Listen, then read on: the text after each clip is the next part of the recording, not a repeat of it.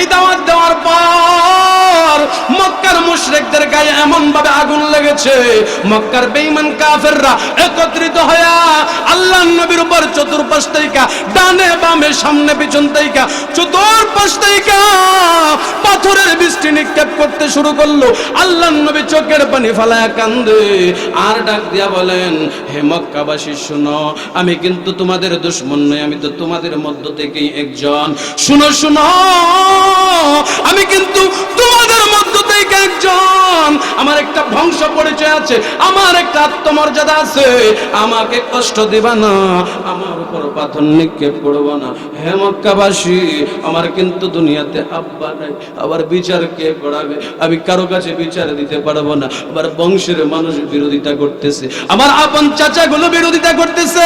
হে মক্কাবাসী শুনো, আমি কিন্তু তোমাদের কল্যাণের জন্য, তোমাদের মঙ্গলের জন্য, তোমাদের ভালোর জন্য এই এক আল্লাহর দাওয়াত দিচ্ছি। যারাই মানবা তুফলিহুন, তাদের জন্যই জান্নাত যথেষ্ট হয়ে যাবে। আল্লাহর নবী এই কথাগুলো বলতেছে, কে শুনে কার কথা? নিষ্ঠুর বেঈমান কাফেররা নবীর উপর পাথর এমন ভাবে নিক্ষেপ করতেছে, আল্লাহর নবী সাল্লাল্লাহু আলাইহি ওয়াসাল্লাম পাথরের আঘাতে আঘাতে ক্ষত বিক্ষত হয়ে যাচ্ছে। কে যেন আবু বকরের কাছে খবরটা পৌঁছে দিল, এ আবু বকর, তুই এখনো বাড়িতে বসা, আর তোর নবী মুহাম্মদুর রাসূলুল্লাহকে মক্কার মুশরিকরা পাথরের আঘাত করতে করতে ক্ষত বিক্ষত করে ফেলতেছে। আল্লাহর নবীর আশিক হযরতে আবু বকর সিদ্দিক দৌড়ে গেল। মুসলমান ভাই আমার, যা দেখে আল্লাহর নবী কেমন জুড়ে জুড়ে পাথর মারতেছে। আবু বকর ডাক দিয়া কয়, মক্কার মুশরিকেরা শোন, এই মুহাম্মদকে তোরা চিনোস নাই, আমি আবু বকর চিনেছি।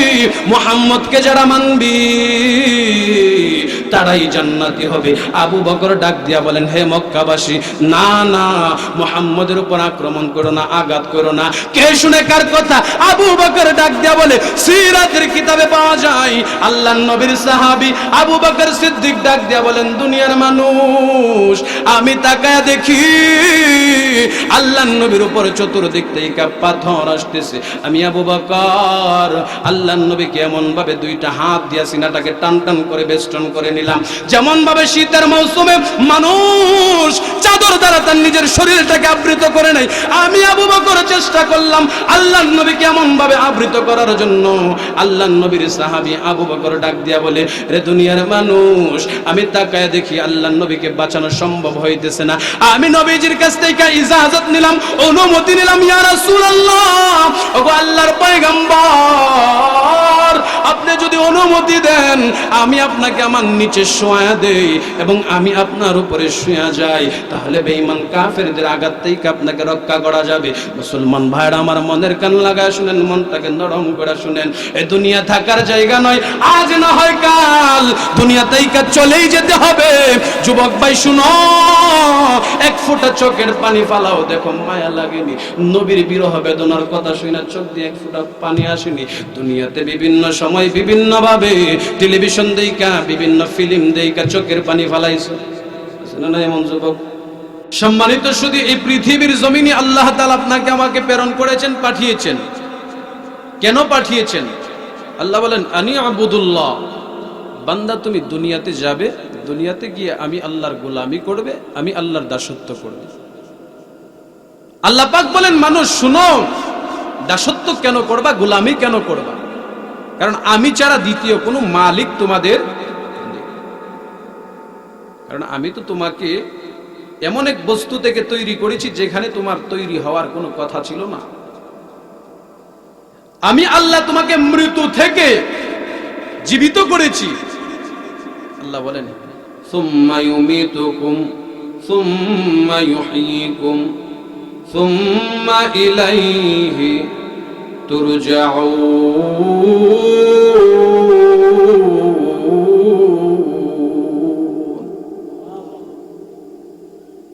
আল্লাহ তাআলা বলেন, পৃথিবীর জমিনে তোমার কোনো নাম নিশানা ছিল না, কোনো অস্তিত্ব ছিল না। সুম্মা ইউমিতুকুম, তুমি ছিলে একটা মৃত বস্তু, একটা নাপাক পানি। সুম্মা ইউহয়িকুম, অতঃপর তোমাকে আমি আল্লাহ জীবন দান করেছি। সুম্মা ইউহয়িকুম, সুম্মা ইলাইহি তুরজাউন, অতঃপর তোমাকে আবার মৃত্যুর স্বাদ গ্রহণ করতে হবে, মৃত্যুর উপর তোমাকে আবার আমি আল্লাহর কাছে তোমাকে দাঁড় হইতে হবে, হতে হবে কিনা? আল্লাহ তাআলা বলেন, বান্দা তোমার কোনো নাম নিশানা ছিল না, তোমার কোনো বংশ পরিচয় ছিল না, আমি আল্লাহ তোমাকে বংশ পরিচয় দিয়েছি। আজকে দুনিয়ার মধ্যে ক্ষমতার পাওয়ার দেখানো হয়, ক্ষমতার দাপট দেখানো হয়, গায়ের শক্তির জোর দেখানো হয়। আল্লাহ বলেন, গোলাম তোমার কোনো শক্তি ছিল না, তোমার কোনো ক্ষমতা ছিল না, কোনো বংশ পরিচয় ছিল না। আমি আল্লাহ তোমাকে নাপাক বস্তু থেকে তৈরি করে তোমাকে আমি আল্লাহ শ্রেষ্ঠত্ব দিয়েছি, তোমাকে আমি আল্লাহ এত বরত্ব দিয়েছি, তোমাকে এত দাম এত সম্মান দিয়েছি। কেন জানো রে বান্দা? আল্লাহ তাআলা বলেন, দুনিয়ার মানুষ একটা কারণে দিয়েছি, আনি আবুদুল্লাহ, দুনিয়াতে যাইবা আমি আল্লাহর গোলামি করবা। রূহের জগতে আল্লাহ তাআলা প্রশ্ন করেছিলেন, আলাস্তু বিরাব্বিকুম, আমি কি তোমাদের প্রভু নই? এক বাক্যে আমরা বলেছিলাম, ক্বালু হ্যাঁ, আপনি আমাদের রব, আপনি আমাদের প্রভু। আল্লাহ তাআলার সাথে আমরা তখন ওয়াদাবদ্ধ হয়েছিলাম। মুসলমান ভাইরা আমার, মুরব্বী বাবারা, লক্ষ্য করে শুনুন, আজকে দুনিয়ার জমিনে এসে আজকে আমরা আল্লাহর সাথে যে ওয়াদা করেছিলাম, দুনিয়ার মায়ায় পড়ে, দুনিয়ার মোহে পড়ে ওই ওয়াদা ভুলে গেছি। কথা কোন ঠিক কিনা? কোন ঠিক কিনা? আওয়াজ দিয়ে না, বাইরের মানুষ মনে করবো ফ্যান্ডেলের ভিতর লোক আছে। এখন যদি আস্তে আস্তে ঠিক বাইরের মানুষ করবে হুজুর মনে একলা একলা ওয়াজ করে, কেউ আর আইতো না, খেতা গায়ে দিয়ে মনে করবো। তখন ঠিক কিনা? জোরে কোন ঠিক কিনা? হ্যাঁ, একটু বড় হয়েছে, বোঝা যায়। পৃথিবীতে আল্লাহ তাআলা পাঠিয়েছেন কেন? আল্লাহর সাথে আমরা ওয়াদাবদ্ধ হয়ে এসেছিলাম, কিন্তু এসে দুনিয়ার মোহে পড়ে, দুনিয়ার মায়ায় পড়ে, ছেলে সন্তান আপন জনদের মায়ায় পড়ে আল্লাহকে ভুলে গেলাম। আফসোস জাতির জন্য, যে জাতি আজকে লক্ষ লক্ষ কোটি টাকার একটা বিল্ডিং নির্মাণের জন্য, দুনিয়া উপার্জনের জন্য নিজেকে নিজে 24 ঘন্টা বিভিন্ন ভাবে দুনিয়ার বিভিন্ন কাজে নিয়োজিত করে রাখে। অথচ আল্লাহ তাআলা বলেন, মানুষ তুমিও জানো তুমি একদিন মৃত ছিলা, আবার একদিন তোমাকে জীবিত করেছি, আবার তোমাকে মৃত্যু দেব। তিনটা বিষয়ের কথা আল্লাহ বলেছেন। প্রথম তুমি মৃত ছিলা, এরপর তোমাকে আমি আল্লাহ হায়াত দিয়েছি, আবার তোমাকে আমি আল্লাহ উঠিয়ে নিয়ে আসব। এই যে তিন কথা যদি আমরা বুঝতাম আর এর উপর আমল করতাম, আমাদের দ্বারা কখনো গুনাহ করা সম্ভব হতো না। তো আমরা আইসা দুনিয়ার রঙের ঘোড়ার পিছনে ছুটছি। এক একজন বলে, হুজুর, ফখরের সাথে গর্বের সাথে বলে আর কি, জি হুজুর আলহামদুলিল্লাহ, আল্লাহ এত পরিমাণ সম্পদ দিছে, এত পরিমাণ সম্পদ দিছে যে ছেলে মেয়েরা একটা সুই সুতার জন্য কারো ঘরে যাইতে হইব না। মানে উনি এটারে কি মনে করতেছে? সফলতা মনে করতেছে। আফসোস ওই বাবার জন্য। আমি জিজ্ঞাসা করলাম, বাবা আপনি তো বললেন একটা সুই সুতার জন্য আপনার ছেলে মেয়ে কারো ঘরে যাওয়া লাগবে না, আপনি বলেন তো আপনার সন্তানটা 5 ওয়াক্ত নামাজ পড়ে কি? বলেন না। তার সন্তানটা কি সুন্নতের উপর চলতে পারতেছে? বলে না। তাহলে আপনি সফল কাম বাবা হলেন কিভাবে? আপনি সফল কাম বাবা হলেন কিভাবে? আপনার সন্তানটা নাফরমানি করতেছে, আপনি একদিনও নামাজের কথা বললেন না। আপনার মেয়েটা সাবালিকা মেয়েটা বেপরদা বেহায়াপনার সাথে চলতেছে, আপনি একদিনও তাকে পর্দার কথা বলেন নাই। মনে রাখবেন, আল্লাহর নবী বলেন, ক্বালা রাসূলুল্লাহ সাল্লাল্লাহু আলাইহি ওয়াসাল্লাম, আলা কুল্লুকুম রাঈন ওয়া কুল্লুকুম মাসউলুন আন রাইয়াতিহি। আল্লাহর নবী বলেন, পৃথিবীর প্রত্যেকটা মানুষ দায়িত্বশীল, তাদের দায়িত্বের ব্যাপারে কিয়ামতের ময়দানে আল্লাহর দরবারে দাঁড় করানো হবে। আল্লাহর কাঠগড়ায় যেদিন দাঁড় করানো হবে, ওই দিন ছোটার কোনো সুযোগ আছে? কড়াই গন্ডাই হিসাব দেওয়া লাগবে। দুনিয়াত না মনে করেন ট্যাক্স দিয়া, ঘুষ দিয়া ছোটার সুযোগ আছে, ওইখানে কি ছুটতে পারবেন? সম্ভব হবে। এজন্য মুসলমান ভাইরা বলতেছিলাম, দুনিয়াতে আল্লাহ পাঠাইছেন কেন? আল্লাহর গোলামির জন্য। তো গোলামিটা কিভাবে করা চাই? নিজের মন গড়া নাকি আল্লাহ তাআলা যেই রাস্তা দেখাই দিয়েছেন ওই রাস্তায়? আমার কথা বুঝেননি আপনারা? হানা কিছু কইেন, হানা কিছু বইলেন। আল্লাহ তাআলা বলেন, আমি তোমাদেরকে দুনিয়াতে পাঠিয়েছি, অতঃপর তোমাদেরকে একজন পথ প্রদর্শক হিসাবে, একজন রাহাবার হিসাবে, তোমাদের একজন জিম্মাদার হিসাবে একজন নবী পাঠাইছে, যিনার নাম হলেন মুহাম্মদুর রাসূলুল্লাহ সাল্লাল্লাহু আলাইহি ওয়াসাল্লাম। আল্লাহ তাআলা বলেন, তোমাদের জন্য তোমাদের পথ প্রদর্শক হিসেবে মুহাম্মদুর রাসূলুল্লাহ সাল্লাল্লাহু আলাইহি ওয়াসাল্লামকে আমি দুনিয়াতে পাঠিয়েছি। দুনিয়ার জিন্দেগিতে যতদিন চলবা, যতদিন থাকবা, হুকুম মানবা আমার, আদর্শ মানবা মুহাম্মদুর রাসূলুল্লাহ সাল্লাল্লাহু আলাইহি ওয়াসাল্লামের।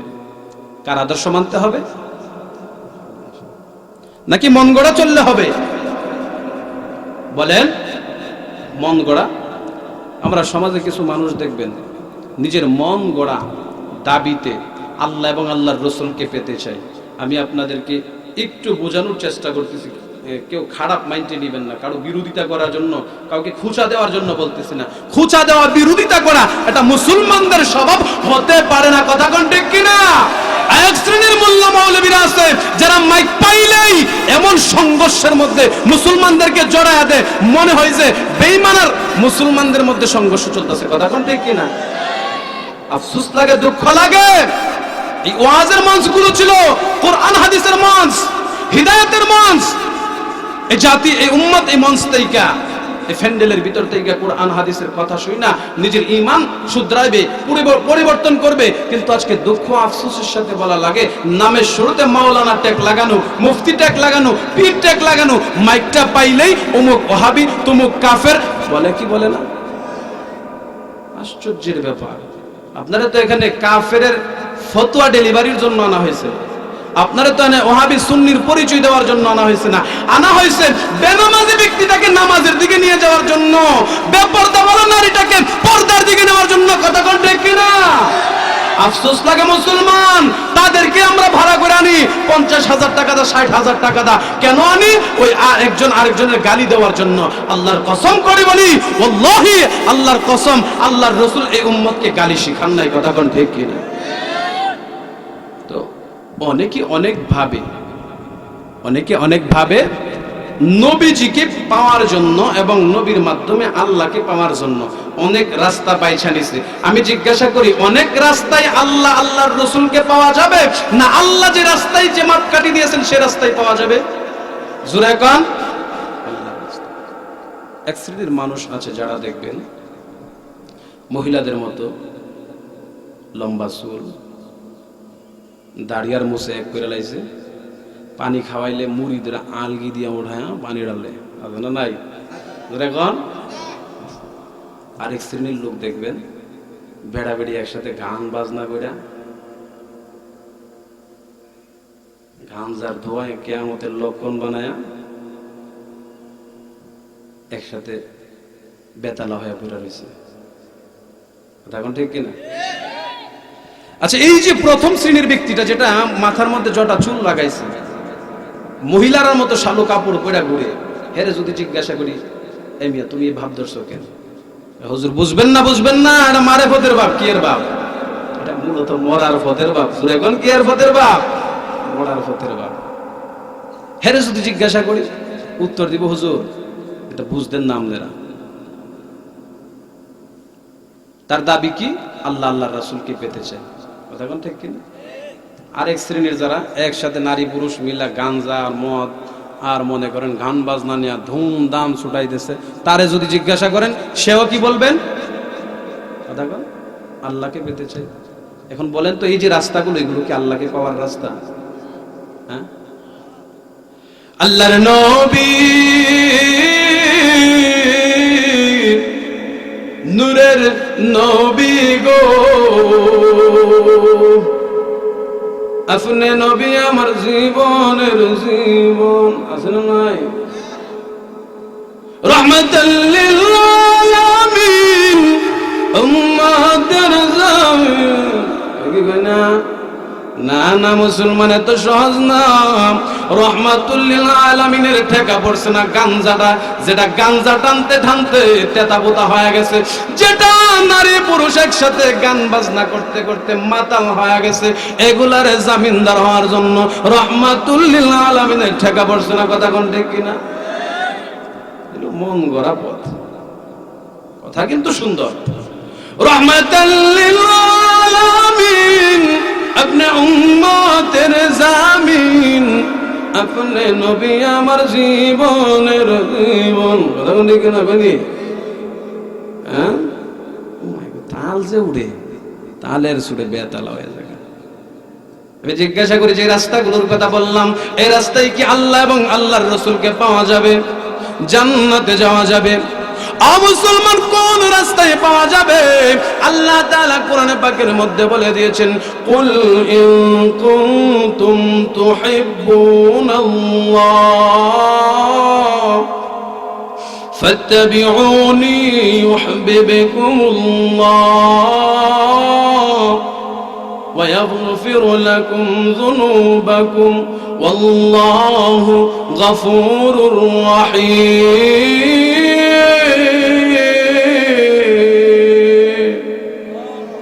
আল্লাহ বলেন, কুল ইন কুনতুম তুহিব্বুনাল্লাহ, হে নবী আপনি বলে দেন যারা আমি আল্লাহকে পেতে চাই, মন গড়া দাবি জানাইলে আমি আল্লাহকে পাওয়া যাবে না, মন মতে চাইলে আমি আল্লাহকে পাওয়া যাবে না। নবী গো, দুনিয়ার মানুষদেরকে জানায় দেন, তারা যদি আমি আল্লাহর সন্ধান পেতে চাই কিভাবে পেতে পারবে? আপনি নবীর অনুসরণ অনুকরণ করতে হবে।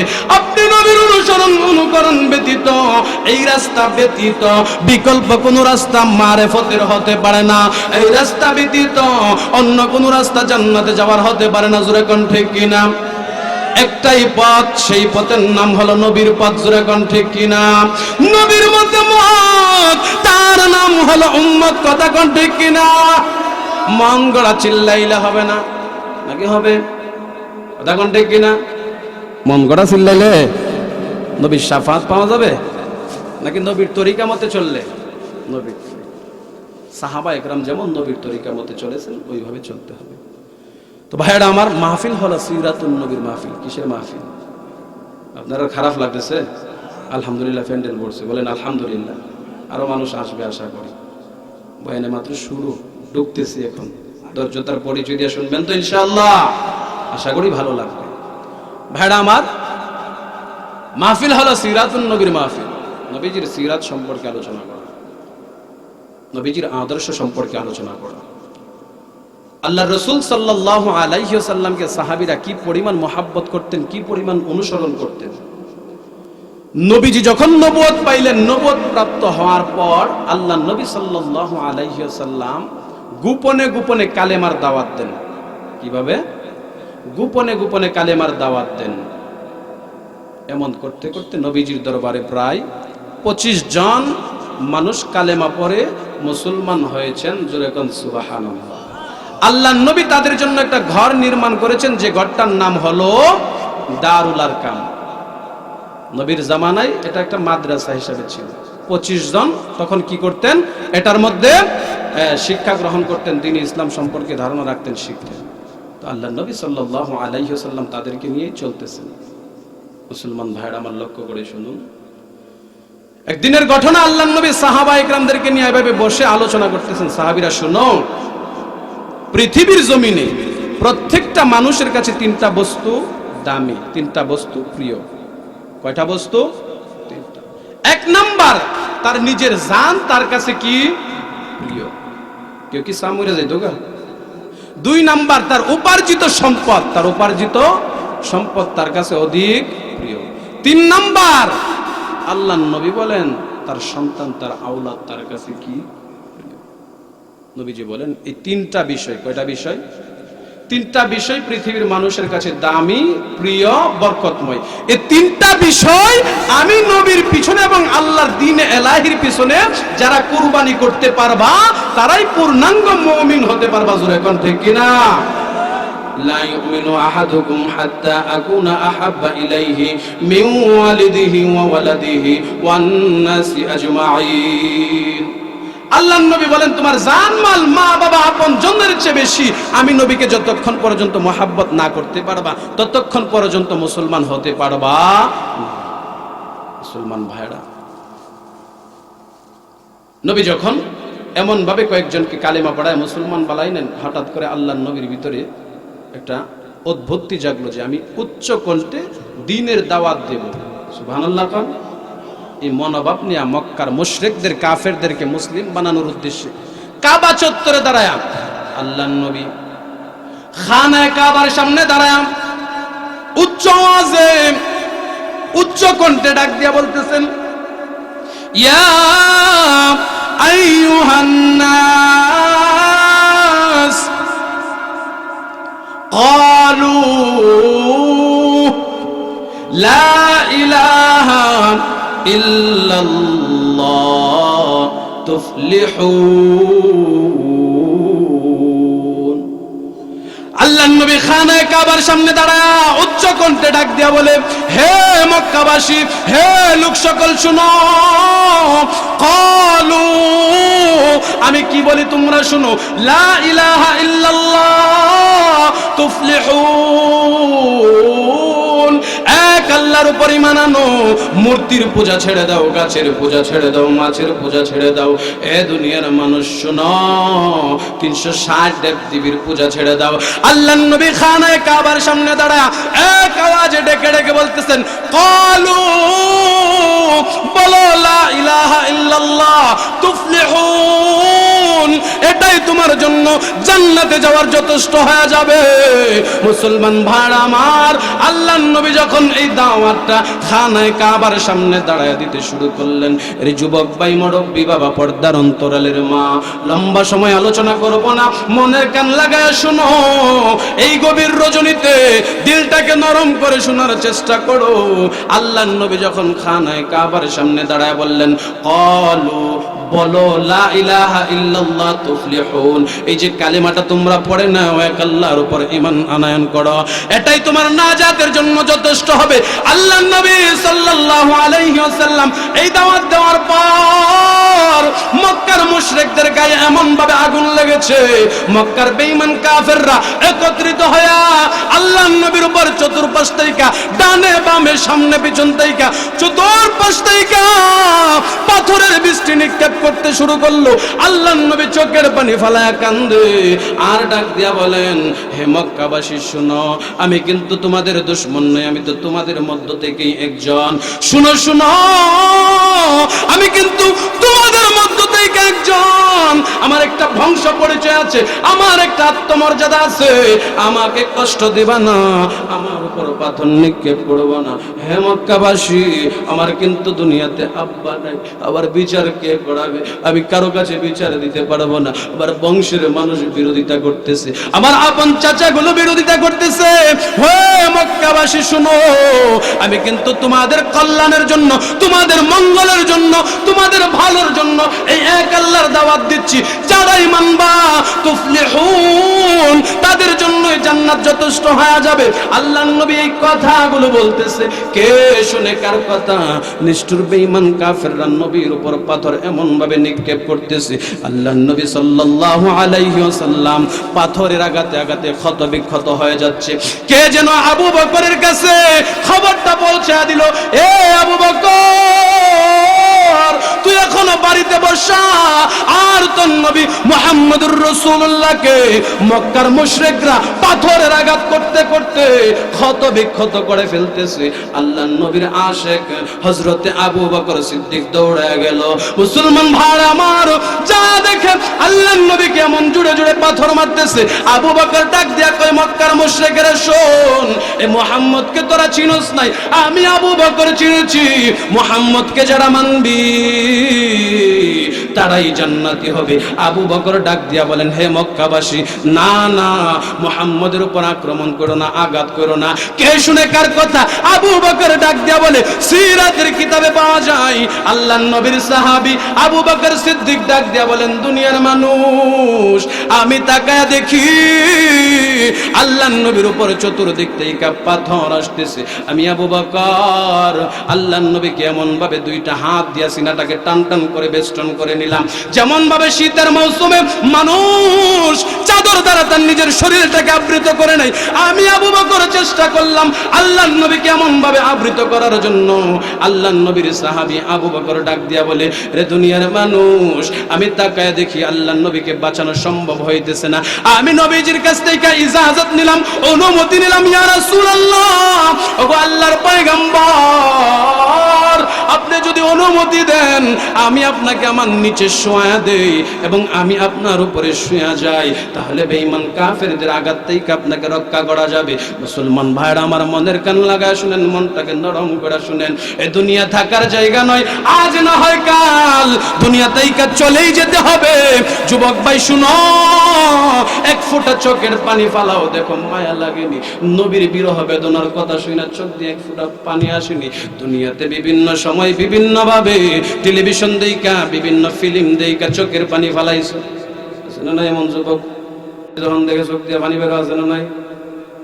আজকে চেষ্টা করো নবীর আশিক আবু বকরের করুণ কথাগুলো শুনানি চোখ দিয়ে এক ফোঁটা পানি বের করা যায়। আল্লাহর নবীর সাহাবী আবু বকর ডাক দিয়া বলেন, ইয়া রাসূলুল্লাহ, যদি অনুমতি পাই গো নবী, আপনাকে আমি নিচে শুয়ে আপনার উপর আমি শুয়ে থাকবো। বেঈমান কাফেররা পাথর মারবে, আমি আবু বকরের গায়ে লাগবে। জোরে কোন আল্লাহু আকবার, আর জোরে কোন আল্লাহু আকবার। আবু বকর সিদ্দিক ডাক দিয়া বলেন, ইয়া রাসূলুল্লাহ, ইয়া হাবিবাল্লাহ, ও আল্লাহর পয়গম্বর, আমি আপনাকে নিচে শুয়ে দেই। আল্লাহর নবী নিচে শুয়ে গেলেন, আবু বকর উপরে উঠা। আল্লাহর নবীর উপরে যখন চাপ দিয়া দাঁড়ানো, বেঈমান কাফেররা পাথর মারতে মারতে আবু বকরের উপর পাথরের স্তূপ করে ফেলেছেন, পাথর জমা হয়ে গেছেন। আল্লাহর নবীকেও দেখা যায় না, আবু বকরকেও দেখা যায় না। এই আওয়াজটা কে যেন নবীজির মাদ্রাসা দারুল আরকামের মধ্যে খবরটা পৌঁছায় দিছে 25 জন সাহাবীর কাছে। নবীর সাহাবীরা, তোমরা এখানে বসে রইছো, আল্লাহর নবীর বেঈমান কাফেররা আঘাত করতেছে, ক্ষত বিক্ষত করে ফেলতেছে। ওই যে নবীজির দারুল আরকামের 25 জন সাহাবী ছিলেন মাতান্তরে, তারা দৌড়ে আসলো আয়েশা কাবা চত্বরে। আল্লাহর নবীকে কোথাও পাওয়া যায় না, কিন্তু পাথরের স্তূপের ভিতর থেকে ফুফানো ফুফানো গুনগুন গুনগুন কান্নার আওয়াজ আসতেছে।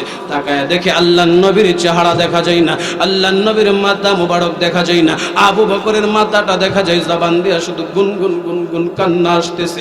ওই নবীজির দারুল আরকামের ওই 25 জন সাহাবী দৌড়ায় গিয়া আবু বকরকে উঠায়া আল্লাহর নবীকে নিয়ে তারা দারুল আরকামের মধ্যে চলে আসছে, নবীজির মাদ্রাসার মধ্যে এসে নবীজির খেদমত করা শুরু করছে। ওই দিক দিয়ে আবু বকরকে একা ফালায়া যখন আসছে আল্লাহর নবীর সাহাবী আবু বকরকে মক্কার বেঈমান কাফেররা একা পায়া আবু বকরের বুকের উপর ওইটা সিনাটার মধ্যে বইসা আবু বকরের গালের মধ্যে তরবারি দিয়ে আঘাত করে, আবু বকরের চেহারার মধ্যে পাথর দিয়ে আঘাত করে।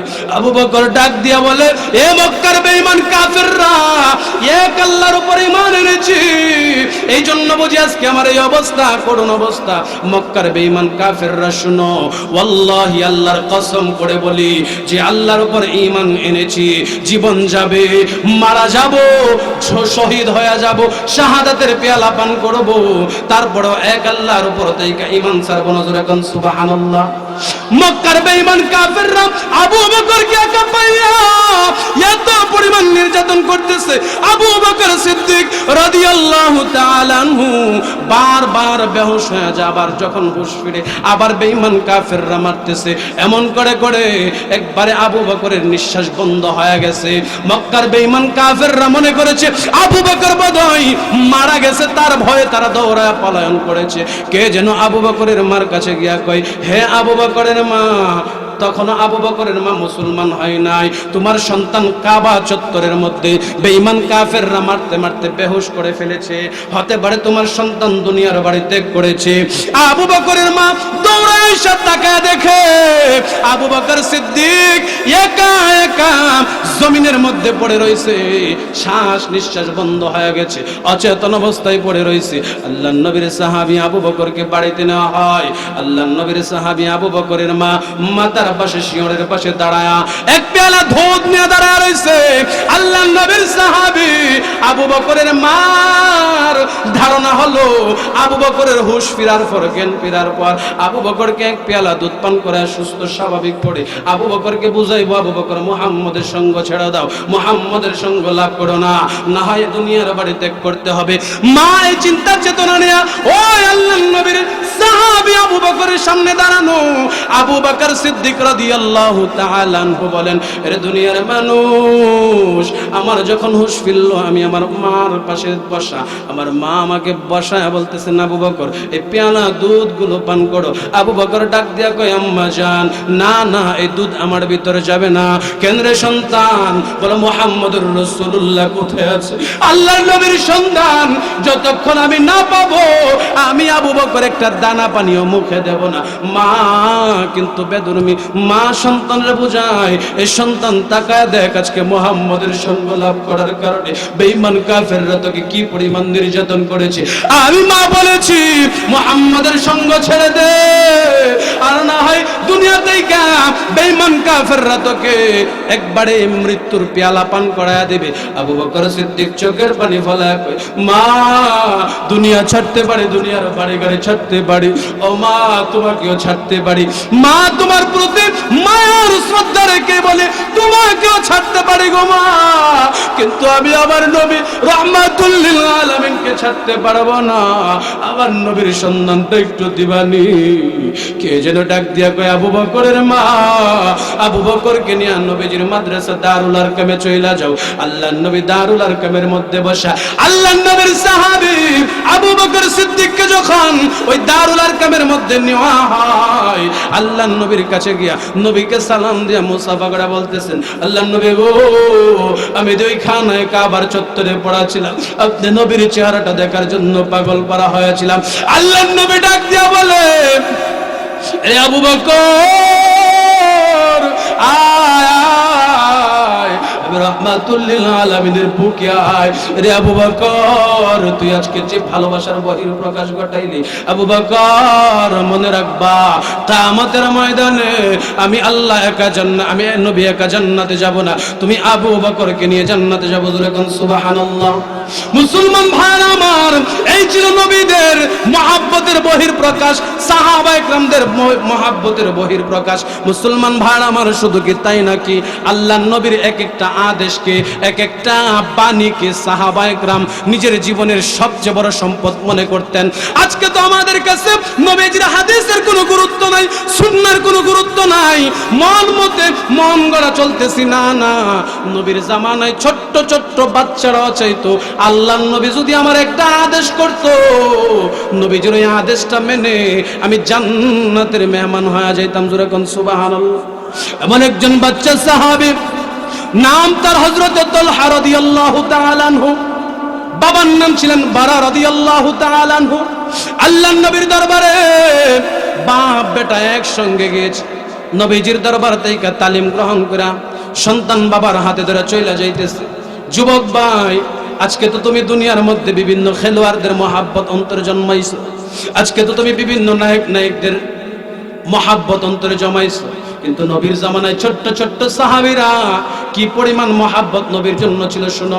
আল্লাহর নবীর সাহাবী হযরত বারা রাদিয়াল্লাহু তাআলা আনহু, ওই যে ছোট্ট 7 বছরের বাচ্চা শিশু তালহাকে নিয়ে নবীর দরবারে আসছে। আল্লাহর নবীর দরবারের মজলিস যখন ভেঙে গেল, আল্লাহর নবীর সাহাবী হযরত বারা রাদিয়াল্লাহু তাআলা আনহু সন্তানকে নিয়ে বাড়ির দিকে রওনা হইলেন। হঠাৎ করে সন্তান বাবাকে ডাক দিয়া কয়, আব্বা জান, আমি তাকায় দেখলাম আল্লাহর নবী সকল বড় বড় সাহাবায়ে কেরামদেরকে বিভিন্ন ভাবে ওসিয়ত করেছেন, নসিহত করেছেন।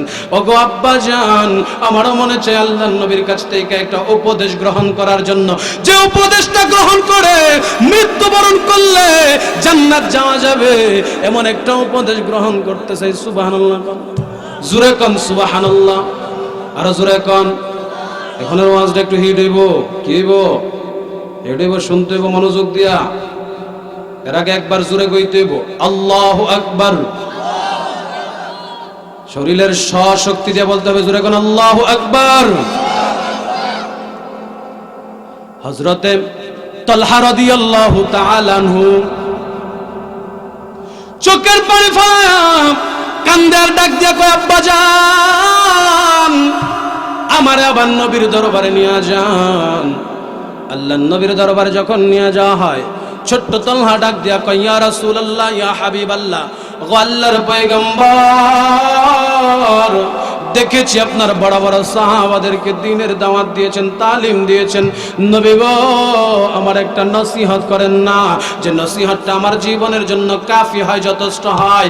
আল্লাহর নবী ডাক দিয়া বলে ইয়া তালহা তুই ছোট্ট মানুষ তোরে কি উপদেশ দেব কি নসিহত করব। তালহা ডাক দিয়া কই নবী গো ছোট্ট হতে পারে কিন্তু আমার অন্তরের মধ্যে আমার মা বাবা আপনজনদের চেয়ে বেশি আপনি নবীর মহব্বত লালন করি জোরে কোন আল্লাহু আকবার। আর জোরে কোন আল্লাহু আকবার। হযরত তালহা ডাক দিয়া কয় ইয়া রাসূলুল্লাহ ইয়া হাবিবাল্লাহ ওগো আল্লাহর নবী দিবেননি আমি তালহার একটা উপদেশ দিবেননি। আল্লাহর নবী ডাক দিয়া কই তালহা তাই নাকি বলে হ্যাঁ আমাকে একটা উপদেশ দেন। আল্লাহর নবী সাল্লাল্লাহু আলাইহি ওয়াসাল্লামকে এই মুহূর্তে যখন কথাটা বলা হয় আল্লাহর নবী ডাক দিয়া কই তালহা এই যে তরবারিটা তোমার হাতে তুইলা দিলাম ওই যে তোমার আব্বা ওইখানে দাঁড়ায় রয়েছে তরবারিটা নিয়ে যাও তোমার আব্বার ভিতর তোমার আব্বার দেহ থেকে মাথাটাকে কল্লাটাকে আলগা করে আমার দরবারে নিয়ে আসো। হযরতে তালহা তরবারিটাকে নিয়ে বাবার দিকে রওনা হইল। বাবার কাছাকাছি চলে যাবে এমন সময় আল্লাহর নবী ডাক দিয়া বলেন রে তালহা আয় আয় আয় তোর বাবার জান কবজ করা লাগবে না কল্লা আলগা করা লাগবে না আয় আমার কাছে চলে আয়। এই মুহূর্তে আমি নবী তোকে এমন একটা উপদেশ দেব আয় আয় তুই যে আমার মহব্বত তোর অন্তরে বেশি লালন করলি রে তালহা এই মহব্বতের কারণে কিয়ামতের ময়দানে আমার আল্লাহ তোমাকে জান্নাত দান করবেন জোরে কোন সুবহানাল্লাহ। মুসলমান ভাইরা আমার লক্ষ্য করে শুনুন হযরত তালহা রাদিয়াল্লাহু তাআলা আনহু উপদেশ গ্রহণ করে বাড়িতে চলে গেল। কিছুদিন যাওয়ার পর হযরত তালহা অসুস্থ হয়ে গেল। খবরটা নবীজির দরবারে কে যেন পৌঁছায়া দিল। আল্লাহর নবী এই বাচ্চার মহব্বত অন্তরে নিয়া ইয়াদাতের জন্য তালহার বাড়িতে চলে গেল। হযরত তালহা রাদিয়াল্লাহু তাআলা আনহু বাড়িতে গিয়ে তাকায় দেখে হযরত তালহার বেশি দিন বাঁচবেন না মুমূর্ষ অবস্থায় পড়ে রয়েছে আর কথা বলতে পারেন না। আল্লাহর নবী ডাক দিয়া বলেন রে তালহা তোর মনের কোনো শেষ ইচ্ছা আসেনি। আল্লাহর নবীর সাহাবী তালহা ডাক দিয়া বলেন ইয়া রাসূলুল্লাহ ইয়া হাবিবাল্লাহ ওগো আল্লাহর পয়গম্বর আমার জীবনের কোনো ইচ্ছা নাই আকাঙ্ক্ষা নাই একটা স্বপ্ন নবী গো আপনি রাহমাতুল লিল আলামিনকে শেষবার দেখা একটা স্বপ্ন ছিল আপনি যেহেতু চলে এসেছেন আল্লাহর নবী আপনার হাত মোবারকটা একটু বাড়ায়া দিবেননি আমি তালহা আপনাকে একটা চুম্বন করে জান্নাতের মেহমান হতে চাই। আল্লাহর নবী ওই ছোট্ট আশিকের কাছে নিজের হাত বাড়ায়া দিয়া চুম্বন গ্রহণ করাইলেন। মায়ার নবী যখন চলে আসছেন চলে আসার পথে তালহার বাবা বারা রাদিয়াল্লাহু তাআলা আনহুকে ডেকে বলতেছেন হে বড়া শুনো আমি দেখতেছি আমার এই ছোট্ট আশিক বেশি দিন বাঁচবে না মৃত্যুর শরণাপন্ন হয়ে যাচ্ছে। আমার এই ছোট্ট আশিক যখন মারা যাবে ইয়া তালহার বাবা আমার এই আশিক যখন মারা যাবে তার মৃত্যুর সংবাদটা আমাকে শোনাইবা আমি নবী আয়েশা তার জানাজা পড়াবো কাফন দাফন করাবো আমি নবী তাকে কবরের মধ্যে রাখবো। ও মুসলমান জুড়ে চিল্লায় বলেন এই যে একটা অফার এটা কি সবার কপালে জুটে? হ্যাঁ নবী জানাজা দিব কাফন দাফন করাইব সৌভাগ্যের ব্যাপার কিনা কথা কোন। আল্লাহর নবীর সাহাবী হযরত তালহা বাবারে ডাক দিয়া কয় আব্বা জান আমি তাকায় দেখেছি আল্লাহর নবী আপনার কানে কানে কি বলেছে। আল্লাহর নবী কি বলেছে বলেন না। ও সন্তান আল্লাহর নবী বলেছে তোমার জন্য দারুণ একটা সুসংবাদ তুমি যদি মারা যাও তোমার ইন্তেকালের পরে নবীজির কাছে খবরটা পৌঁছাইলে আল্লাহর নবী তোমার জানাজা অংশগ্রহণ করে নিজ হাতে তোমাকে কবরস্থ করবে। আল্লাহর নবীর সাহাবী নবী। ছোট্ট মানুষ তলহা কিভাবে ডাক দেয়, ও আব্বা জান শুনেন, আমার নবী যে কথাটা বলেছেন আমিও একমত, কিন্তু শর্ত আছে। কি শর্ত? বলে শর্ত হলো আমি যদি দিনের বেলা ইন্তেকাল করি, আমার দিনের বেলা ইন্তেকাল হলে আমার নবীকে সংবাদ দিবেন, আর যদি আমি রাতের বেলা ইন্তেকাল করি আল্লাহর নবীরে খবর দিবেন না। দিনের বেলা যদি ইন্তেকাল করি খবর দিবেন, রাতের বেলা ইন্তেকাল করলে খবর দিবেন না। কেন জানেননি? আমার নবী যদি আমার জানাজা পড়ানোর জন্য রাতের বেলা ওই মদিনার শহর থেকে পাহাড়ের গিরিপথ দিয়ে চিপা চাপা দিয়ে আমার কাছ পর্যন্ত আসে গো বাবা, আমি জানি আমার নবী যদি আমার জানাজার ইমামতি করে আমি নিঃসন্দেহে জান্নাতি হয়ে যাব। আমার নবী যদি আমাকে কবরে রাখে আমি নিঃসন্দেহে জান্নাতি হয়ে যাব। আল্লাহর নবী গো, আমার সন্তান এই যে নসিহত গুলো করেছে, আমি আমার সন্তানকে যখন সুসংবাদ শুনাইলাম, আমার সন্তান এই সুসংবাদ অ্যাকসেপ্ট করেন না, গ্রহণ করেন নাই। সুবহানাল্লাহ, গ্রহণ করেন নাই। কেন করেন নাই? আল্লাহর নবীর সাহাবী ইন্তেকালের পরে দাফন করা হয়ে গেছে। নবীজির কাছে খবর যাওয়ার পর আল্লাহর নবী আসছে নিজে, সাহাবা একরামদেরকে নিয়ে আয়েশা দেখে হযরতে তলহাকে কবরস্থ করা হয়ে গেল। আল্লাহর নবী জিজ্ঞাসা করে, হে তলহার বাবা, আমি কি অপরাধ করলাম, কি অন্যায় করলাম? আমি তো বলেছি তোমার তলহা যদি ইন্তেকাল করে এই ইন্তেকালের খবরটা আমাকে শোনাইবা, আমি আয়েশা কবরস্থ করব, কাফন দাফন করব। বলো তোমার কি সমস্যা, বলো সমস্যা কিটা বলো। তোমার সন্তান কেন আমার জানাজা নিতে চাইলো না? আল্লাহর নবীর সাহাবী হযরতে বারা রাদিয়াল্লাহু তাআলা আনহু ডাক দিয়া বলেন, ও আল্লাহর পয়গম্বর, আমার সন্তান চিন্তা করেছে আপনি পাহাড়ের গিরিপথ দিয়া যদি আসেন। আল্লাহর নবী গো, আমার সন্তান চিন্তা করেছে বেঈমান কাফেররা, মক্কার মুশরিকরা যদি আপনার উপর পাথর নিক্ষেপ করে আপনাকে আঘাত করে গালি দেয়, মক্কার বেঈমান কাফেররা তো পাহাড়ের গিরিপথে আপনাকে আটকাইতে পারে। আমার সন্তান চিন্তা করেছে আপনি যদি তার জানাজায় আসেন, বেঈমান কাফেররা যদি আক্রমণ করে, আল্লাহর নবী গো, কিয়ামতের ময়দানে আল্লাহর আদালতে এই মুখ কেমনে দেখাবে? এই জন্য আমার সন্তান আপনার জানাজা চাই নাই, সে জাহান্নামে যাইতে রাজি আছে, তারপর আপনার নবীকে কষ্ট দিতে চাই না। সুবহানাল্লাহ, এটা ছিল আশিক রাসূল। এজন্য মুসলমান ভাইরা আমার, আশিক রাসূল কারে কয়? নবীর সুন্নতের উপর যারা চলে তাদেরকে জোরে কোন ঠিক কিনা? আমাদের আকাবির আসলাফরা যারা ছিলেন, আমাদের আকাবির আসলাফ যারা ছিলেন, বুজুর্গদের মধ্যে একটা গুণ ছিল, গুণ নবীজির হারানো সুন্নত গুলোকে খোঁজা খোঁজা বের করত। আল্লাহর নবীর একজন ন্যূনতম সাহাবী, যিনারা নবীকে নিজের জীবনের চেয়ে বেশি মহব্বত করতেন, খুঁজে খুঁজে সুন্নতের অনুসরণ করতেন। আমাদের আকাবির আসলাফ যারা ছিলেন, কাসেম নানুতুবি রাহমাতুল্লাহি আলাইহি, ওনার খাদেম লেখেন, আল্লাহর ওলি কাসেম নানুতুবি 3 দিন 3 রাত আত্মগোপন করেছিলেন। 3 দিন 3 রাত আত্মগোপনের পর মসজিদে এশারের নামাজে দাঁড়াইছেন 4th দিনের মাথায়। মুরিদানরা ডাক দিয়া কয়, হুজুর 3 দিন 3 রাত কইছিলেন, আজকে দিয়ে আসছেন? হুজুর ডাক দিয়া কয়, তোমরা কি মনে করছো আমি আমার আত্মরক্ষার জন্য 3 দিন পলায়ন করছিলাম? না না, আমি আমার নবীর হারানো একটা সুন্নত জিন্দা করার জন্য, যে সুন্নত হারায় গেছে, বিলুপ্ত হওয়া সুন্নত জিন্দা করার জন্য আমি নবী, আমি কাসেম নানুতুবি 3 দিন আত্মগোপনে ছিলাম। সুবহানাল্লাহ। কোন এজন্য তো ইংরেজরা তার উপর ওয়ারেন্ট জারি করছে। আয়েশা জিজ্ঞাসা করতেছে, কাসেম নানুতুবি কোথায়? মুরিদানরা বলে, কাসেম নানুতুবি তো এখানেই বসে। কই, আমরা তো দেখি না। আমরা কি করি না? দেখি না। এটাকেই বলা হয় ইউহিব্বুকুমুল্লাহ। যারা আল্লাহর জন্য, কার জন্য? আল্লাহর জন্য হয়ে যা, দুনিয়াতে তাদের কোনো ভয় নাই। কথা কোন ঠিক কিনা? এজন্য মুসলমান দুনিয়াতে যতদিন বাঁচবো আল্লাহ আল্লাহর রাসূলের অনুগত করব। কথা কোন ঠিক কিনা? কোন তাগুত শক্তিকে ভয় করব না। দুনিয়াতে যতদিন বাঁচবো কোন নাস্তিক মুরতাদদেরকে পরোয়া করব না। কথা কোন ঠিক কিনা? আসছে সামনে 2023 সাল, দুর্ভিক্ষের সাল। সরকার প্রধান নিজে পর্যন্ত বারবার ঘোষণা করতেছে, সাবধান, 2023 সাল বড় ভয়ানক হবে, ভয়ানক হবে। ওয়াল্লাহি, আল্লাহর কসম করে বলি, 2023 সাল থেকে যদি বাঁচতে হয়, আল্লাহর কোরআন দিয়া জীবন চালান, নবীজির সুন্নাহ দিয়া জীবন চালান। যারা কারাবন্দী আছে ওই সমস্ত আলেমদেরকে মুক্তি দেন। দেখুন ঠিক কিনা? আওয়াজ দেন ঠিক কিনা? কারাবন্দী যে সমস্ত ওলামা হযরতরা জেলে আছেন, আফসোস হয়, দুঃখ লাগে, বড় দুঃখ লাগে।